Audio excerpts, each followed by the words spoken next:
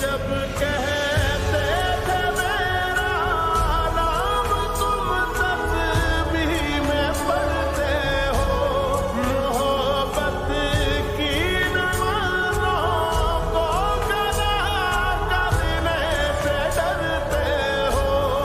मगर अब याद आता है वो बातें थी महज बातें, कहीं बातों ही बातों में मुकरना भी जरूरी था।